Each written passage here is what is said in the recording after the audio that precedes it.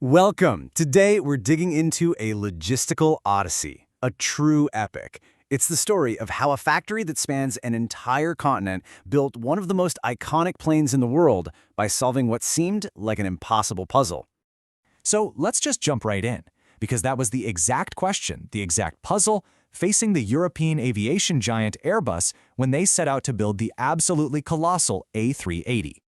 To really get your head around this challenge, you gotta understand that Airbus isn't just one factory in one spot. It's more like a giant continent-sized assembly line. See, Airbus was formed way back in the 1960s. It was a partnership between France, Germany, Spain, and the UK. And the whole point was to compete with the big American plane makers like Boeing.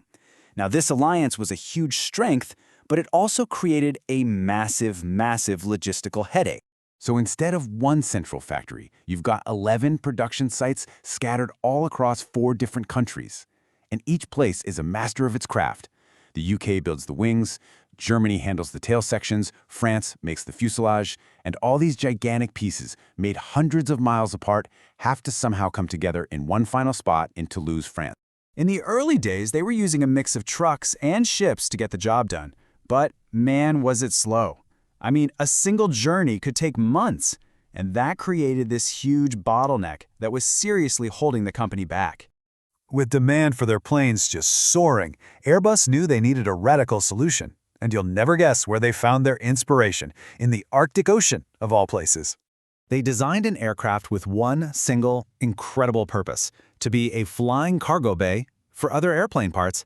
It was nicknamed the Beluga, because, well, it looked just like the whale. It was a totally unique solution for a totally unique problem. So how big are we talking here? Well, the Beluga stretches out to 56 meters long. And it stands a staggering 17 meters tall. That's like a 7-story building. But the real genius part? The entire nose section hinges open, kind of like the hood of a car, so they can slide these massive plane parts right in. It's incredible. This was a total game changer. Just think about that.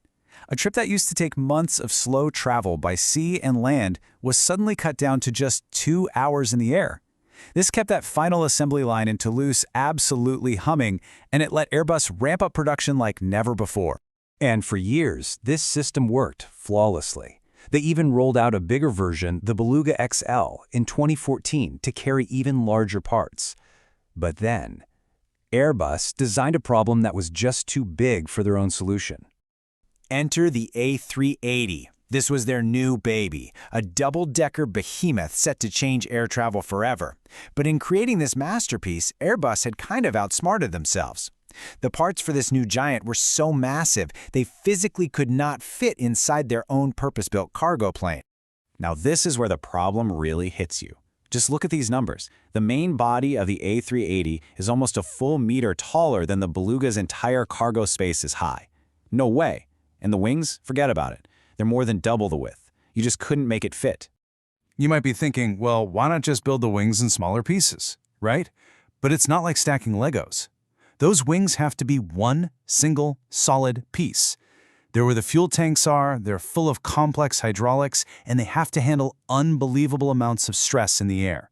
If you build them in sections, you create weak points, so they had to be made and transported in one go. So Airbus had to go right back to the drawing board.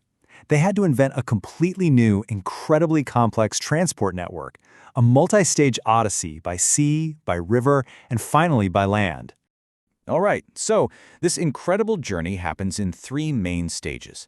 And the first leg kicks off with a massive 1,600-kilometer sea voyage, starting all the way up at the factory in Hamburg, Germany.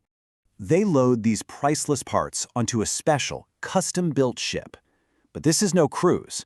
They're sailing through the North Sea, which is notorious for its nasty storms. We're talking about a pair of wings worth 40 million euros. One big hit from a 5-meter wave could mean scrapping the whole thing. So to prevent that, the crew is down there physically checking the cargo chains every 4 hours, and there's a camera watching it 24/7. Okay, so after they make it to France, the parts are moved to a custom barge for a trip up the Garonne River. And this is where things get really hairy. They have to face the Pont de Pierre Bridge in Bordeaux, which was built way back in 1810. Only one of its arches is big enough for the barge to pass, and we are talking inches of clearance on either side. And this is where the precision gets just absolutely insane. Because the Garonne is a tidal river, the water level is only low enough for them to squeeze under that arch for a tiny, tiny slice of time. How tiny? Just a 3-minute window. 3 minutes! And that window only opens once every 12 hours. If they miss it, the whole convoy and the entire A380 production schedule gets delayed by a full half day. For the final 250-kilometer stretch, the parts are loaded onto this absolute monster of a truck.